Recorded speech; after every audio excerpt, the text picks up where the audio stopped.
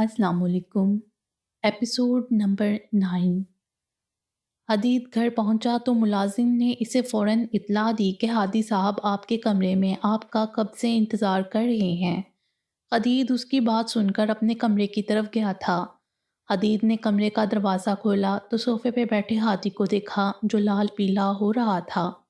अपना सर सोफ़े की पुश्त पर गिराए एक हाथ से अपने माथे को मसल रहा था। हदीद को वो बहुत परेशान मालूम हुआ और उसके चेहरे से उसके तासुरात समझने की कोशिश करने लगा। जब हादी बोला, आजकल तेरा आयशा आंटी के घर कुछ ज़्यादा नहीं दिल लग रहा, जब देखो उधर ही पहुंचा होता है। हादी ने अपना सर सोफ़े की पूछ से नहीं उठाया था। वो शायद दरवाज़ा खुलने की आवाज़ सुनकर बोला था। वो डैड के काम से गया था। तुम बताओ, खैरियत है? मुझे तुम परेशान लग रहे हो। Is everything okay? हदीद चलता हुआ इस तक आया और उसके सामने पड़ी टेबल पर बैठ गया। नज़रें हनूस हादी के चेहरे पर टिकी, उसके तासुरात पढ़ने में मसरूफ़ थीं। इससे पहले कि हादी कोई जवाब देता, हदीद का मोबाइल जो उसने हाथ में पकड़ा था बजने लगा। हदीद ने नंबर देखा तो वो इब्राहिम साहब की कॉल आ रही थी। हदीद ने हादी की तरफ देखते हुए कॉल अटेंड की। अस्सलाम वालेकुम अंकल, कैसे हैं आप? हदीद ने मुस्कुराते हुए इन्हें सलाम किया। वालेकुम सलाम, मैं ठीक हूँ हदीद, तुम कैसे हो? क्या हादी तुम्हारी तरफ है? इब्राहिम साहब कब से हादी का सेल ट्राई कर रहे थे जो मुसलसल ऑफ था। जी अंकल, इधर ही है। खैरियत? हदीद मुसलसल हादी को देख रहा था जो इसी पोजीशन में नीम दराज था और टस से मसना हुआ था। हाँ बेटा, हैरियत ही है। ये नालायक मेरा फ़ोन नहीं उठा रहा। मैंने शाम को अमल और हादी का निकाह रखा है। तुम इस नालायक की तबीयत साफ़ करके इसे घर लेकर आओ, शाम से पहले पहले। इब्राहिम साहब ने मसरूफ़ से अंदाज में कहा। क्या? हादी का निकाह? हदीद ने बेयकीनी से हादी को देखते हुए फ़ोन पर इब्राहिम साहब से पूछा। इसे तो यकीन ही नहीं आ रहा था कि ये अचानक हादी की शादी कहाँ से आ गई, इसलिए इसका इतना हैरान होना बनता था। हाँ बेटा, हादी का निकाह, बस कुछ हालात ऐसे पैदा हो गए हैं कि मुझे ये सब बहुत जल्दी में करना पड़ रहा है। तुम इसे लेकर आओ, फिर बात करते हैं। इब्राहिम साहब ने परेशानी और तसल्ली अमीज़ लहजे के मिले जुले तासुरात से कहा। जी अंकल, बेहतर। हदीद बामुश्किल इतना ही कह सका। असल में वो अभी तक हैरान था कि ये अचानक से हादी का निकाह। हदीद को अब हादी के मूड ऑफ होने की वजह बाखूबी समझ में आ गई थी। ओके बेटा, अल्लाह हाफ़िज़, मैं तुम लोगों का इंतज़ार कर रहा हूँ। इब्राहिम साहब ने अपनी बात कहते हुए कॉल काट दी थी। हदीद ने भी मोबाइल ऑफ करके हादी की तरफ देखा जो अब इसे घूर रहा था। कौन सा चांद चढ़ाया है तुमने कि अंकल ने एक दिन में ही तुम्हारी कुर्बानी करने का फैसला कर लिया है? हदीद ने इसके बाजू पर मुक्का मारते हुए बगैर इसके गुस्से का असर लेते हुए कहा। मुझे क्या पता, मैंने कोई चाँद नहीं चढ़ाया, अलबत्ता अमल का मैं कुछ कह नहीं सकता। हादी ने गुस्से से कुशन सोफे से उठाकर दूर फेंकते हुए कहा।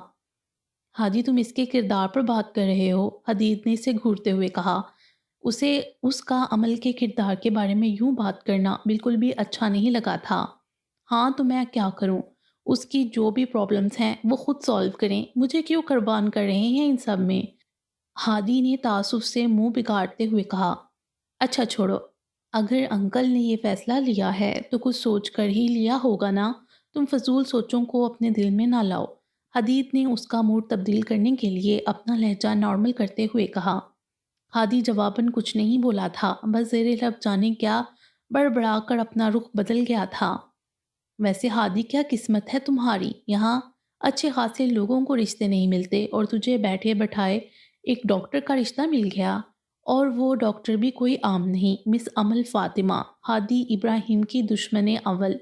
हदीद ने उसका मूड ठीक करने के लिए कहा और हाथ से उसका रुख अपनी तरफ किया। मुझे नहीं करना अमल से निकाह, हादी ने इसका हाल झटकते हुए बच्चों से अंदाज में कहा। क्यों, इतनी प्यारी तो है, फिर क्या मसला है? हदीद ने गैर संजीदा अंदाज में कहा। वो बहुत बदतमीज़ है, हादी ने हदीद की तरफ देखते हुए गुस्से से कहा। हो सकता है शादी के बाद वो बदल जाए, और वैसे भी जितनी तमीज़ तुम्हें है ना वो मैं अच्छे से जानता हूँ, इसलिए ये बात तू ना ही कर। हदीद ने लापरवाह से अंदाज में इसे देखते हुए कहा। वो कभी नहीं बदलेगी, उसने मेरे मॉम डैड को अपने काबू में कर रखा है, उसके आगे तो इन्हें अपना बेटा नज़र ही नहीं आता। और डैड 24 घंटे अमल की तारीफ़ें करते नहीं थकते। مجھے سخت چڑ ہے عمل سے، پتہ نہیں خود کو کیا سمجھتی ہیں، مغرور چڑیل نہ ہو تو۔ اگر میری عمل سے شادی ہو گئی تو مطلب میری زندگی بالکل ختم۔ ہادی نے اپنا مستقبل سوچتے ہوئے کہا۔ یار ایک آئیڈیا ہے میرے پاس، حدیث نے بظاہر بڑی سنجیدگی سے سوچتے ہوئے کہا، اور ہادی فوراً سے پہلے اس کی طرف متوجہ ہوا تھا۔ اسے تو بس عمل سے جان چھڑوانی تھی۔ یار ہم ان لوگوں سے رابطہ کرتے ہیں نا، وہ جو کہتے ہیں محبوب آپ کے قدموں میں، چیلنجنگ پروجیکٹس ہوتے ہیں ان لوگوں کے۔ آئی تھنک کوئی تویز وغیرہ دیں گے تو عمل کو گھول کر پلا دیں گے، پھر دیکھنا عمل کیسے تیری فرما بردار بنتی، صبح و شام ہادی ہادی کرے گی۔ حدید اپنی ہنسی کو ضبط کرتا ہوا بولتا جا رہا تھا، جبکہ ہادی کا چہرہ غصے سے لال ٹماٹر ہو رہا تھا۔ ہادی نے پاس پڑا کشن اٹھا کر اسے زور سے دے مارا۔ تب جا کر حدید کی زبان کو بریک لگا اور بڑی فکر مندی سے پوچھنے لگا، کیا ہوا ہادی، آئیڈیا اچھا نہیں لگا؟ اپنی بات کہتے ہی حدید نے اپنی کب سے رکی ہوئی ہنسی بحال کی۔ کمینے، یہاں میری قربانی ہونے جا رہی ہے اور تو ہے کہ میرا مذاق اڑا رہا ہے۔ مجھے تیرے پاس آنا ہی نہیں چاہیے تھا۔ تم سب آپس میں ملے ہوئے ہو، میں جا رہا ہوں، اور خبردار شام کو اگر تو میرا تماشا دیکھنے کو آیا۔ ہادی اسے غصے سے کہتے ہوئے رونے والی شکل بنا کر صوفے سے اٹھ کر جانے لگا، جب حدید نے اس کی بازو پکڑ کر اسے دوبارہ بٹھایا۔ اچھا سوری، اب کچھ نہیں کہوں گا، چلو تمہارے گھر چلتے ہیں، حدید نے سنجیدہ ہوتے ہوئے کہا۔ مجھے نہیں جانا۔ تو سمجھ کیوں نہیں رہا؟ مجھے اس سے شادی نہیں کرنی، وہ مجھے بہت ٹیز کرتی ہے۔ اب کہ ہادی نے بے بسی سے حدید کی طرف دیکھتے ہوئے کہا۔ تمہیں پتا تھا نا کہ تمہاری شادی ایک نہ ایک دن عمل سے ہی ہونی ہے۔ تیرے ڈیڈ اٹھتے بیٹھتے تجھے سناتے تھے عمل ہی اس گھر کی بہو بنے گی، اور پھر 3 سال پہلے تیرے ڈیڈ نے عمل کو تیرے نام کی رنگ پہنا کر منگنی بھی کی تھی۔ پھر اب ان سب چیزوں کا فائدہ؟ ابراہیم انکل عمل کو اپنی بیٹی سمجھتے ہیں، اور اگر تم انکار کرو گے تو تم انکل کو جانتے ہی ہو، تم انہیں کبھی بھی انکار نہیں کر سکتے۔ ہادی اب پلیز میری بات مان لے، کوئی سین کریٹ نہ کر، اور اچھے بیٹوں کی طرح اپنے ڈیڈ کی بات مان، کل کو تو خود ہی انکل کے فیصلے کو سہرائے گا۔ وہ بہت قابل ہے ہادی، وقت کے ساتھ ساتھ بدل جائے گی۔ حدید نے اسے سمجھانے کی پوری کوشش کی۔ ہاں وہ قابل ہے، میں ہی ناقابل قبول ہوں اس کے لیے، ہادی نے سر جھٹکتے ہوئے کہا۔ ہادی تم فضول کی ضد کر رہے ہو اور اس ضد کا کوئی نتیجہ نہیں نکلنے والا، چلو اٹھو، انکل تمہارا انتظار کر رہے ہیں۔ ہادی آگے سے کچھ نہیں بولا، بس خاموشی سے سر جھٹکتے ہوئے باہر چلے گیا۔ حدید نے شکر ادا کیا۔ ہادی کا یہ عمل اس بات کی دلیل تھا کہ اسے بات کچھ سمجھ آ گئی ہیں۔ حدید بھی اپنا موبائل اٹھا کر اس کے پیچھے باہر کی جانب لپکا تھا۔ کلاس کا ماحول انتہائی سوگوار تھا، خاص کر لڑکیوں کے چہرے اترے ہوئے تھے اور ان میں سے تو کچھ اپنی قیمتی آنسو بھی بہا رہی تھیں، جبکہ اس کے برعکس لڑکے ان کی حالت سے کافی محظوظ ہو رہے تھے۔ انم بس بھی کر دو، اور کتنا رونا ہے تم نے؟ ہانیہ انم کے رونے سے تنگ بھی آ گئی تھی، اسے ٹیشو پاس کرتے ہوئے پوچھنے لگی، یار ویسے سر علی کو منگنی کروانے کی اتنی بھی کیا جلدی تھی؟ ان کی کون سا عمر نکلی جا رہی تھی؟ اقصیٰ نے افسردگی سے کہا۔ آج ان سب لڑکیوں کے مشترکہ کرش سر علی کی منگنی کی خبر انہیں فرسٹ لیکچر میں ہی مل گئی تھی، جسے یہ ساری رونے والی شکلیں بنا کر گروپس کی شکل میں بیٹھی اسی ٹاپک کو ڈسکس کر رہی تھیں۔ وہی تو سر، تھوڑا صبر نہیں کر سکتے تھے؟ کم از کم ہماری ایف ایس سی پوری ہونے دیتے، جب ہم کالج سے چلے جاتے، پھر جس سے مرضی کرتے شادی، انم نے اپنی آنکھیں صاف کرتے ہوئے کہا۔ تبھی احسن وہاں پر انم کی کلاس لگانے کی غرض سے آیا۔ آنیہ یار کچھ جلنے کی سمیل نہیں آ رہی تمہیں؟ احسن نے معصوم سی شکل بنا کر بظاہر ہانیہ کو دیکھتے ہوئے کہا، لیکن اس کا اشارہ جس طرف تھا وہ بخوبی سمجھ گئی تھی، اور 1 منٹ کی دیر لگائے بغیر دوسری طرف سے جواب آیا تھا، ہانیہ اپنے اس چوزے ہمسائے کو سمجھا لو، اپنی شکل لے کر یہاں سے دفع ہو جائے۔ انم نے انتہائی غصے سے احسن کو گھورتے ہوئے کہا۔ ہانیہ تم بھی اپنی اس چھپکلی دوست کو سمجھا دو کہ میں اس سے نہیں تم سے بات کر رہا ہوں۔ احسن نے بھی اسے آنکھیں دکھاتے ہوئے کہا۔ تمہاری اتنی ہمت، تم نے مجھے چھپکلی کہا؟ کبھی آئینے میں اپنی شکل دیکھی ہے؟ بڑے آئے انم مرزا کو چھپکلی کہنے والے۔ وہ تو اس کے چھپکلی کے القاب پر ہی چڑھ گئی تھی۔ انم ڈیک سے اٹھ کر احسن کے سامنے آن کھڑی ہو گئی تھی۔ آپ چھپکلی کو چھپکلی نہیں کہیں گے تو پھر کیا کہیں؟ اردو میں نہیں پسند تو انگلش میں کہہ دوں گا تمہیں لیزرڈ۔ اب خوش احسن نے طنزیہ ہنستے ہوئے کہا، تمہیں تو چوزا نہیں بندر کہنا چاہیے تھا مجھے، سر کا چمچا نہ ہو تو۔ انم کہاں پیچھے رہنے والی تھی؟ تمہاری اتنی ہمت، ہانیہ اپنی دوست کو سمجھا لو۔ ہانیہ نے احسن کی بات بیچ میں ہی روک دی تھی۔ Both of you shut up, stop this nonsense, you people are crazy, kindly show me some maturity. Class میں ہوتی کھیکی کو ہانیہ کے غصے بڑی آواز نے روکا تھا۔ اب احسن کی زبان کو بھی بریک لگ گئی تھی اور انم کی زبان کو بھی۔ ہانیہ انم کی طرف غصے سے دیکھتے ہوئے راستے میں کھڑے احسن کو بازو سے سائڈ پر دھکیلتے ہوئے باہر نکل گئی تھی۔ ہانیہ کو ان دونوں کا یوں بچوں کی طرح لڑنا شدید برا لگتا تھا۔ وہ دونوں طرف سے ہی پستی تھی، ایک طرف اس کی بیسٹ فرینڈ انم تھی اور دوسری طرف احسن، جس سے وہ چاہ کر بھی ناراض نہیں ہو سکتی۔ حدید اور ہادی دونوں ایک ہی گاڑی میں ابراہیم ہاؤس آئے تھے۔ ہادی آتے ہی سیدھا اپنے کمرے میں چلا گیا تھا، جبکہ حدید ابراہیم صاحب کے پاس گیا تھا، جو کہ لان میں ہی تھے اور ملازمین کو انتظامات وغیرہ سمجھا رہے تھے۔ حدید ابراہیم صاحب کے پاس گیا اور انہیں سلام کیا۔ ابراہیم صاحب بڑے پرجوش انداز میں حدید سے گلے ملے تھے اور اس کا حال دریافت کیا تھا۔ ہاں تو بیٹا، ہادی کی طبیعت کچھ صاف ہوئی یا نہیں؟ ابراہیم صاحب نے پریقین انداز میں حدید کی طرف دیکھتے ہوئے کہا۔ ہر بار کی طرح انہیں حدید پر پورا بھروسہ تھا۔ حدید ہادی کی نسبت کافی سمجھدار تھا، اس لیے ہادی کو منانے کا ذمہ آج تک حدید کا ہی تھا، اور حدید ابراہیم صاحب کو ہادی کی طرح عزیز تھا۔ جی انکل، آپ فکر نہ کریں، وہ آپ کی بات سے انکار نہیں کرے گا۔ لیکن انکل، سب کچھ اتنا جلدی؟ ابھی تو عمل کی بھی ہاؤس جاب چل رہی ہیں اور ہادی کا بھی 1 سال رہتا ہے۔ مجھے کچھ سمجھ نہیں آ رہا۔ Is everything okay? Hadid نے اسے تسلی دیتے ہوئے بے یقینی سے پوچھا۔ ہاں بیٹا، سب ٹھیک ہے، بس حالات ہی کچھ ایسے ہو گئے تھے کہ مجھے یہ سب اتنی جلدی کرنا پڑا۔ چلو اندر چل کر بات کرتے ہیں۔ ابراہیم صاحب حدید کے کاندھے پر ہاتھ رکھتے ہوئے اسے اپنے ساتھ اندر لے گئے اور ساری بات بتانے لگے۔ شام کو 5 بجے عمل گھر واپس لوٹی تو گھر میں معمول سے ہٹ کر چہل پہل تھی۔ عمل کو لاؤنج میں کوئی نظر نہیں آیا تو وہ سیدھا اپنے کمرے میں آ گئی۔ اس نے اپنے کمرے کا دروازہ کھولا تو ٹھٹکی تھی۔ سائرہ اور طاہرہ بیگم دونوں ہی اس کے کمرے میں بیٹھی تھیں۔ ایک لڑکی ڈریسنگ ٹیبل کے پاس کھڑی اپنے بیگ سے میک اپ نکال کر ڈریسنگ پر رکھ رہی تھی۔ صوفے پر ایک خوبصورت سی گولڈن کلر میں لائٹ براؤن آمیزش کی انتہائی خوبصورت اور کامدار میکسی پڑی ہوئی تھی۔ جویلری باکسز، گولڈن ہیلز، عمل تو یہ سب دیکھ کر ہی حیران تھی جب سائرہ بیگم کی آواز پر ان کی طرف متوجہ ہوئی۔ عمل بیٹا، کہاں رہ گئی تھی؟ کب سے انتظار کر رہے ہیں تمہارا۔ اچھا آؤ اندر۔ سائرہ بیگم نے پیار سے عمل کے دائیں گال کو چھوا تھا۔ اس کے ہاتھ سے کتابیں اور بیگ لے کر اس لڑکی کو پکڑائیں اور اسے طاہرہ بیگم کے پاس بیڈ پر بٹھایا۔ عمل نے الجھی ہوئی نظروں سے ماں کو دیکھا تو انہوں نے بولنا شروع کیا۔ بیٹا، تمہارے انکل نے شام کو تمہارا اور ہادی کا نکاح رکھا ہے۔ تمہارے چاچو اور حماد آئے تھے پولیس کو لے کر تمہیں یہاں سے لینے۔ بھائی صاحب نے بہت سوچ سمجھ کر یہ فیصلہ لیا ہے۔ تم سمجھ رہی ہو نا؟ تمہیں حماد سے بچانے کا انہیں ایک یہی طریقہ بہتر لگا۔ صرف نکاح ہے عمل، رخصتی تمہاری اور ہادی کی پڑھائی مکمل ہونے کے بعد ہوگی۔ تمہیں کوئی اعتراض تو نہیں ہے نا بیٹا؟ طاہرہ بیگم نے اسے ساری صورتحال سے آگاہ کرتے ہوئے آخر میں مان سے پوچھا۔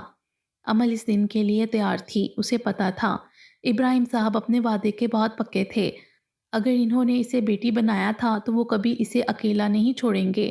عمل اس نکاح سے صرف مطمئن تھی۔ عمل نے طاہرہ بیگم کی طرف دیکھتے ہوئے ہلکے سے سر اس بات میں ہلایا تو گویا وہ خوشی سے جھوم ہی اٹھیں۔ انہیں ہادی بے حد پسند تھا اپنی بیٹی کے لیے۔ سارہ بیگم نے بھی جھک کر عمل کی پیشانی چومی تھی اور بیوٹیشن کو اسے تیار کرنے کا کہہ کر باہر نکل گئیں۔ ان کے نکاح میں زیادہ تر مرد حضرات تھے۔ ابراہیم صاحب کے سارے کاروباری دوست ہی جمع تھے۔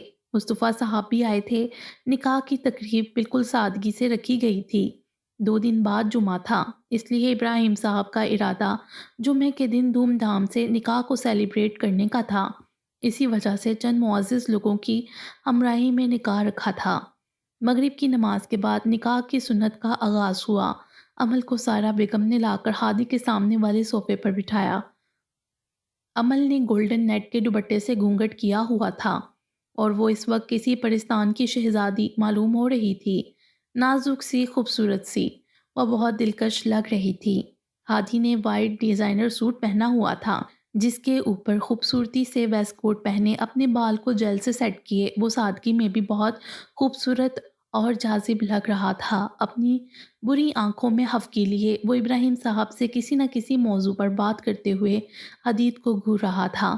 حدید نے بھی آج بلیک کلر کی ڈیزائنر شلوار قمیض پہنی ہوئی تھی جس میں وہ نظر لگ جانے کی حد تک خوبصورت لگ رہا تھا۔ اس نے بلیک کلر کی شلوار قمیض پہلی دفعہ پہنی تھی جو حدید کو سب سے مختلف اور مرکز توجہ بنا رہی تھی۔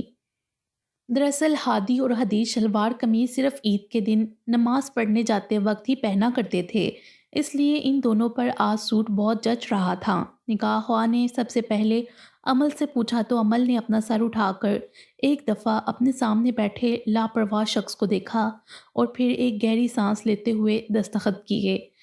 عمل کو ہادی حماد سے تو ہر درجہ بہتر لگتا تھا۔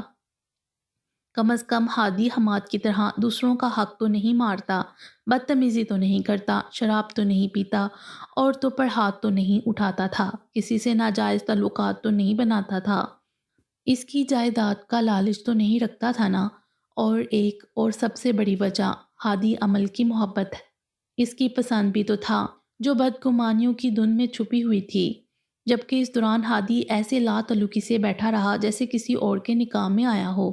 ہادی نے عمل کو ایک دفعہ بھی نہیں دیکھا تھا، جیسے ڈر ہو کہ اسے دیکھے گا تو پتھر کا ہو جائے گا، اس لیے لا تعلقی سے ادھر ادھر دیکھتا رہا۔ 5 منٹ بعد مولوی صاحب نے ہادی سے پوچھا تو ہادی نے بغیر تاثر چہرے کے 3 دفعہ قبول ہے کہا اور نکاح نامے پر دستخط کیے۔ ہادی کو اس وقت عمل سے شدید چڑ ہو رہی تھی۔ اسے عمل انتہا کی ڈرامے باز لگ رہی تھی جو اسے نفرت کرتے ہوئے اس سے شادی کر رہی تھی، صرف اور صرف اس کے ڈیڈ کی نظر میں اچھا بننے کے لیے۔ نکاح کے بعد ہر طرف مبارکباد کا شور بلند ہوا۔ سب سے پہلے حدید نے ہی ہادی کو گرم جوشی سے مبارکباد دی تھی اور اسے گلے لگایا تھا۔ وہ بہت خوش تھا، جبکہ سب کو اپنی طرف دیکھتے ہوئے ہادی نے بھی چہرے پر مسکراہٹ سجا لی تھی۔ ابراہیم صاحب نے سب سے پہلے عمل کی پیشانی چومی تھی اور اسے پیار سے اپنے ساتھ لگایا تھا، اس کے بعد پیار سے اسے واپس بٹھایا تھا اور پھر بڑی گرم جوشی سے ہادی سے ملتے ہوئے اس کی پیشانی چومی تھی اور ہادی کے دونوں ہاتھ اپنے ہاتھوں میں لے کر بڑے فخر سے ہادی کو کہہ رہے تھے، میرا شہزادہ بیٹا، تمہارا بہت بہت شکریہ، تم نے میرا مان رکھا، میرے کیے ہوئے وعدے کو پورا کر کے تم نے میرا دل جیت لیا ہے۔ I am proud of you my son، ہادی نے جواباً انہیں گلے لگایا تھا اور دھیرے سے ان کے کان میں کہا تھا، مائی پلیئر ڈیڈ۔ ہادی کو اپنے ڈیڈ کے الفاظ اور ان کا مان دیکھ کر اپنی دی ہوئی قربانی بہت چھوٹی لگنے لگی۔ سب مہمان کھانا کھانے ڈائننگ ہال میں چلے گئے، ہادی بھی انہی کے ساتھ چلے گیا۔ عمل نے اپنا گھونگھٹ اٹھایا ہوا تھا۔ عمل کا کھانا کھانے کو بالکل بھی موڈ نہیں تھا، اس لیے لاؤنج میں ہی چند مہمانوں اور طاہرہ بیگم کے ساتھ بیٹھی تھی اور ان سے ہلکی پھلکی گفتگو کر رہی تھی جب حدید عمل کے پاس صوفے پر اس سے کچھ فاصلے پر آ کر بیٹھا۔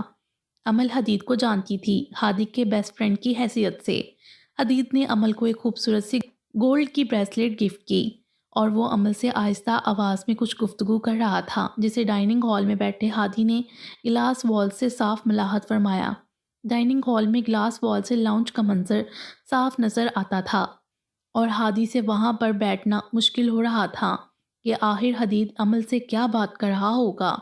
عمل، مجھے انکل نے حماد کے بارے میں سب کچھ بتایا ہے، تم بہت بہادر ہو جو آج تک اتنی مخالفت کے باوجود بھی تم اتنی ثابت قدم رہی اور دیکھو الحمدللہ آج تم کامیاب ہو۔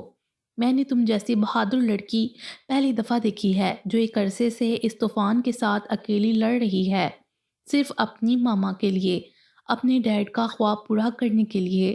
تمہیں پتہ ہے عمل، پرابلمز ہم سب کو کبھی نہ کبھی اپنی لائف میں فیس کرنی پڑتی ہیں، لیکن اصل ہیرو وہ ہوتا ہے جو بہادری سے اپنی پرابلم سے لڑے، نہ کہ ڈر کر یا رو کر کسی دوسرے پر ڈیپینڈنٹ کرے۔ اور تم بہت بہادر، بہت مضبوط ہو، تمہاری جگہ اگر کوئی اور ہوتی تو کب کا حماد سے ہار چکی ہوتی۔ بٹ یو آر بریو، تمہیں اب بالکل بھی حماد سے ڈرنے کی ضرورت نہیں ہے، میں تمہارے ساتھ ہوں۔ ہادی کو تھوڑا وقت دو، وہ دل کا بالکل بھی برا نہیں ہے، بس تھوڑا جذباتی ہے۔ حدید نے بہت مدھم آواز میں ٹھہر ٹھہر کر الفاظ ادا کیے تھے۔ عمل کو اپنی ذات کا حادثہ ہمیشہ ہی کسی دوسرے کے منہ سے سننا بہت برا لگتا تھا، لیکن آج حدید کے لہجے کی نرمی اپنائیت نے اسے تھوڑا حیران کیا تھا، اور وہ یک ٹک اسے دیکھ رہی تھی۔ یہ بھی تو ہادی ہی کے ساتھ ہی رہتا تھا، پھر یہ اس سے اتنا مختلف کیسے تھا؟ اسے سمجھ نہیں آ رہا تھا۔ آج کے بعد تمہیں کبھی بھی کوئی پریشانی، کوئی مسئلہ ہو تو تم مجھے بلا جھجک بتاؤ گی۔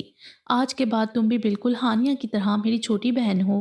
حدید نے اپنی باتوں سے اس کی آنکھوں میں امڑ آنے والے سیلاب دکھا تھا، تو وہ دھیرے سے مسکرایا تھا اور بات بدلنے کی غرض سے بولا، تم سب لڑکیاں اتنا روتی کیوں ہو؟ تمہیں پتہ ہے جس سے میں محبت کرتا ہوں نا، وہ بہت روتی ہیں۔ زارا کے ذکر پر حدید کے چہرے پر ایک عجیب سی چمک در آئی تھی، جسے عمل نے بخوبی نوٹ کیا تھا۔ حدید سر جھٹکتے ہوئے اٹھا تھا اور عمل کے سر پر ہاتھ رکھ کر اس سے کہنے لگا، ہمیشہ خوش رہو۔ حدید کے سر پر ہاتھ رکھنے سے عمل کو بے اختیار رونا آیا تھا۔ آج تک اسے جو بھی ملا تھا، سر سے چادر اتارنے والا ہی تو ملا تھا، سر پر چادر دینے والا تو کوئی بھی نہیں تھا۔ لیکن حدید کے اتنے پیار سے بات کرنے، بالکل بڑے بھائیوں کی طرح سمجھانے پر، اسے اپنی بہن کہنے پر عمل کے آنسو آنکھوں سے نکلنے کے لیے بے تاب تھے۔ سر درد کا بہانہ بنا کر وہ اپنے کمرے میں آئی تھی اور اپنا چہرہ دونوں ہاتھوں میں گرائے بے اختیار روئی تھی۔ حدید ہادی کے ساتھ والی چیئر پر آ کر بیٹھا تو ہادی، جو کب سے بے سکون تھا، اسے دیکھتے ہی فوراً ہی دبے دبے غصے میں پوچھنے لگا، کمینے، تو کیا پٹیاں پڑھا رہا تھا میری بیوی کو؟ واہ ہادی واہ، ابھی تھوڑی دیر پہلے تو تو شادی کرنے کو تیار نہیں تھا، اور اب میری بیوی؟ تو ابھی سے بدل گیا؟ چہ چہ، حدید نے بظاہر ٹیبل پر بیٹھے سب لوگوں کو دیکھتے ہوئے ہلکی سی سرگوشی کے انداز میں کہا، میں تو ایسے ہی پوچھ رہا تھا، مجھے کیا، جو مرضی کہو تم۔ ہادی نے فوراً ہی کندھے اچکائے۔ ویسے میں اسے سمجھا رہا تھا کہ ہادی کے ساتھ بہت پیار سے بات کیا کرے، اسے بالکل بھی کوئی لڑائی نہ کرے، اس کی عزت کرے، اسے شکایت کا کوئی موقع نہ دے۔ حدید نے اپنی پلیٹ میں کباب رکھتے ہوئے، گلاس میں پانی ڈالتے ہوئے مصروف سے انداز میں کہا، تم سچ کہہ رہے ہو نا؟ ہادی نے بات کی تصدیق کرنی چاہی۔ آف کورس یار، حدید نے پر اعتمادی سے کہتے ہوئے کندھے اچکائے۔ اس کی بات کا یقین کرتے ہوئے ہادی بھی پرسکون ہو کر کھانا کھانے لگا۔ آج کا ایک لمبا اور تھکا دینے والا دن گزر گیا تھا۔ رات کا اندھیرا ہر سو پھیلا ہوا تھا۔ ابراہیم ہاؤس بھی اس وقت پورے اندھیرے میں ڈوبا ہوا تھا۔ اسٹڈی روم میں مدھم سی روشنی پھیلی ہوئی تھی۔ چیئر پر بیٹھے ابراہیم صاحب اپنے سامنے رکھی ڈائری کے صفحے پلٹ رہے تھے اور اس میں کچھ لکھ رہے تھے۔ لکھنے کے بعد انہوں نے اپنی ڈائری بند کی اور اپنی چیئر پر نیم دراز ہوتے ہوئے اپنی آنکھیں موند لیں۔ وہ آج ہر سانس کے ساتھ ساتھ اللہ کا شکر ادا کر رہے تھے۔ آج وہ اپنے دوست سے کیے ہوئے وعدے میں کامیاب ہوئے تھے اور آج وہ ہادی سے بے انتہا خوش تھے۔ اگر ہادی ان سے آج کسی سلطنت کی جاگیر مانگتا تو وہ بھی ہنسی خوشی اس کے نام کر دیتے۔ ماضی: عمل کے ڈیڈ عبد الرحمن صاحب دو بھائی تھے۔ ان سے چھوٹے اصغر علی، جن کا ایک ہی بیٹا حماد تھا، اور باپ کے بے جہاں لاڈ پیار نے اسے بگاڑ رکھا تھا۔ دنیا کی ہر برائی میں حماد ملوث ہوتا تھا۔ اصغر علی اور رحمان صاحب، ان دونوں کی اپنی اپنی ٹیکسٹائل ملز تھیں جو کہ انہیں وراثت سے ملی تھیں اور ان کے کاروبار عروج پر تھے۔ عبد الرحمن صاحب اور ابراہیم صاحب دونوں بزنس میں پارٹنرز تھے۔ عبد الرحمن صاحب دو ٹرسٹ فاؤنڈیشنز کے مالک بھی تھے۔ اس کے علاوہ بھی ان کی کافی جاگیر تھی اسلام آباد میں۔ وہ اپنے بھائی سے زیادہ دولت کے مالک تھے۔ عبد الرحمن صاحب انتہائی خدا ترس انسان تھے۔ وہ مظلوموں کو ان کا حق دلوانے کے لیے ہر حد تک گئے۔ ان کی انتھک محنتوں ہی کی بدولت ان کی فاؤنڈیشنز بہترین فاؤنڈیشنز میں شمار ہونے لگیں اور بہت جلد مقبول ہوئیں۔ انہیں غیر ملکی سپورٹ بھی حاصل ہونے لگی، جس سے انہوں نے اپنی فاؤنڈیشن میں مزید ڈپارٹمنٹس بنائے اور ان کے ادارے ایک قابل اعتماد اداروں میں شمار ہونے لگے۔ ابراہیم صاحب اور عبد الرحمن صاحب کی بہت گہری دوستی تھی۔ عمل اور ہادی کا بچپن اکٹھے گزرا تھا۔ عید کے دن عبد الرحمن صاحب کے گھر ان کے بھائی اصغر علی اپنی فیملی کے ساتھ آئے ہوئے تھے۔ تب اصغر علی نے باتوں باتوں میں ہی اپنے 8 سالہ حماد کے لیے 5 سال کی عمل کا رشتہ مانگا تھا۔ اس وقت تو حماد بھی ایک خوبصورت سا بچہ تھا۔ کون جانے کہ وہ بڑے ہو کر کیا نکلے۔ اصغر علی کی بات پر عبد الرحمن صاحب نے سر اس بات میں ہلایا تھا اور محض اتنا کہا تھا کہ ابھی تو بچے بہت چھوٹے ہیں، جب بڑے ہوں گے تب ہم کوئی مضبوط فیصلہ کریں گے، اور حماد مجھے بالکل اپنے بیٹے کی طرح عزیز ہے۔ یہ محض ایک مختصر جواب تھا عبد الرحمن صاحب کا، جسے ان کے بھائی اصغر علی نے بھرپور رضامندی تصور کیا۔ عبد الرحمن صاحب عمل کو ڈاکٹر بنانا چاہتے تھے۔ عمل پڑھائی میں بہت شارپ تھی۔ وہ اکلوتی تھی اپنے باپ کی لاڈلی۔ اسکول سے فارغ ہو کر وہ اکثر اپنے ڈیڈ کے ساتھ فاؤنڈیشنز میں جایا کرتی تھی، جہاں پر دنیا سے تنگ غریبوں مظلوموں کو دیکھ کر عمل کے دل میں ہمدردی کے جذبات امڑ آتے۔ وہ اپنی عمر سے کافی سمجھدار تھی۔ ہادی اور عمل ایک ہی اسکول میں پڑھتے تھے۔ ہادی کی حدید سے دوستی 9th کلاس سے سٹارٹ ہوئی تھی۔ اس سے پہلے وہ ہر جگہ عمل کے ساتھ ہوتا۔ عمل ہادی سے 3 کلاسز پیچھے تھی۔ ہادی 8ویں جماعت میں تھا اور عمل 5ویں میں۔ ہادی اپنی کلاس کا غیر سنجیدہ، شرارتی پوزیشن ہولڈر اسٹوڈنٹ تھا۔ ہادی کسی پر بھی اعتبار نہیں کرتا تھا۔ 9th کلاس میں جب حدید کا نیو ایڈمیشن ہوا تو شروع میں ان دونوں کی بہت لڑائی ہوتی تھی۔ ہادی کے لیے اپنی ٹیچر کا کسی اور اسٹوڈنٹ کو اپنی جتنی اہمیت دینا برداشت نہیں ہو رہا تھا، مگر آہستہ آہستہ لڑائیوں کی جگہ مصالحت پسندی نے لی اور پھر گہری دوستی نے، ایسی دوستی جس نے ان کو ابھی تک جوڑے رکھا تھا۔ ہادی عمل کو اسکول میں بھی نہیں بخشتا تھا، چھوٹی موٹی شرارتوں سے ہمیشہ اس کے ناک میں دم کر کے رکھتا تھا۔ عمل کو ہادی جیسی شرارتی بچوں سے بہت ڈر لگتا تھا۔ جب بھی ابراہیم صاحب ان کے گھر آتے وہ اگلا پچھلا سارا شکایتی پروگرام انہیں بتاتی، جس سے ہادی کی شامت آتی۔ عبد الرحمن صاحب نے جہاں بے شمار عزت کمائی، اس راستے میں ان کے بے شمار دشمن بھی تھے۔ وہ انہی میں سے کسی دشمن کے عتاب کا نشانہ بن کر اس دنیا سے چل بسے تھے۔ ابراہیم صاحب اور عبد الرحمن صاحب دونوں سوموار کی صبح کورٹ کے باہر کھڑے تھے۔ وہ دونوں یہاں پر ایک بے گناہ شخص کے قتل کے مقدمے کے سلسلے میں آئے تھے۔ قاتل کوئی سیاسی پارٹی سے تعلق رکھتا تھا اور انتہائی طاقتور لوگ تھے، لیکن عبد الرحمن صاحب واقعی اللہ کے بندے تھے۔ وہ کسی سے نہیں ڈرتے تھے۔ وہ اس دنیا میں آئے ہی مظلوموں کی مدد کرنے تھے، ان کے مسیحا تھے۔ سوموار کی یہ صبح بہت سوگوار تھی۔ وہ دونوں اپنی گاڑی کے باہر کھڑے مقتول کی فیملی کا انتظار کر رہے تھے۔ ماحول میں ایک جس زدہ سی گرمی تھی۔ پرندے آج چہچہا نہیں رہے تھے، بس اداسی سے درختوں کی ڈالوں پر بیٹھے تھے۔ ماحول میں ایک دم ہی 3 فائر کی زوردار آواز گونجی تھی، جس نے ماحول میں موجود خاموشی کو توڑا تھا۔ ہر طرف ایک دم شور مچ گیا تھا۔ یقیناً نشانہ لگانے والا کوئی بہت پروفیشنل تھا، جس نے بڑی مہارت سے اپنا کام کیا اور ایک لمحے میں وہاں سے غائب ہوا تھا۔ زمین پر لوگوں کا مسیحا نڈال سا گر پڑا تھا۔ وہ تینوں فائر ان کا سینہ چیرتے ہوئے باہر نکلے تھے۔ ابراہیم صاحب ششت سے اپنے جان سے عزیز دوست کو اپنی سانسوں سے لڑتے ہوئے دیکھ رہے تھے۔ 1 منٹ کی بھی دیر کیے بغیر انہیں گاڑی میں ڈالا تھا اور ہاسپٹل کے لیے روانہ ہوئے تھے، لیکن شاید ان کے پاس اتنا وقت نہیں تھا۔ گاڑی کی بیک سیٹ پر ابراہیم صاحب نے ان کا سر اپنی گود میں رکھا ہوا تھا۔ ان کا ہاتھ مضبوطی سے تھامے وہ بار بار انہیں تسلی دے رہے تھے کہ وہ انہیں کچھ نہیں ہونے دیں گے، وہ ہمت نہ ہاریں۔ عبد الرحمن صاحب کی سانس اٹک رہی تھی۔ انہوں نے اپنی نیموار آنکھوں سے ابراہیم صاحب کو دیکھتے ہوئے اپنے لب ہلاتے ہوئے وہ کچھ کہہ رہے تھے۔ ابراہیم صاحب نے اپنا کان ان کے ہونٹوں کے قریب کیے اور ان کے الفاظ سمجھنے کی کوشش کرنے لگے۔ عمل کو رونے نہ دینا، اس کا خیال رکھنا، اسے ڈاکٹر ہی بنانا، اسے اپنے پاس رکھنا۔ ایک دم آواز آنا بند ہوئی تھی۔ ابراہیم صاحب نے اپنا سر اٹھا کر دیکھا تھا۔ ان کے لب ساکت ہو چکے تھے، آنکھیں بند تھیں، وہ اس دنیا سے جا چکے تھے۔ ابراہیم صاحب نے قرب سے آنکھیں بند کی تھیں۔ ساری رات بادل اسلام آباد میں خوب برسے تھے، جس سے ایک دلکش اور خوبصورت صبح کا آغاز ہوا تھا۔ ہر طرف ٹھنڈی ہوا چل رہی تھی جو ایک خوشگوار سا ماحول بنائے ہوئے تھی۔ ایسی ہی ایک نکھری صبح مصطفیٰ ہاؤس میں بھی اتری تھی۔ ڈائننگ ٹیبل پر گھر کے مکین بیٹھے مزیدار ناشتے سے لطف اندوز ہو رہے تھے۔ ہانیہ یونیفارم میں کالج کے لیے تیار بیٹھی ناشتہ کر رہی تھی۔ آج اس کی پہلی کلاس فری تھی، اس لیے اسے تھوڑا لیٹ کالج جانا تھا، تو وہ سکون سے ناشتہ کر رہی تھی۔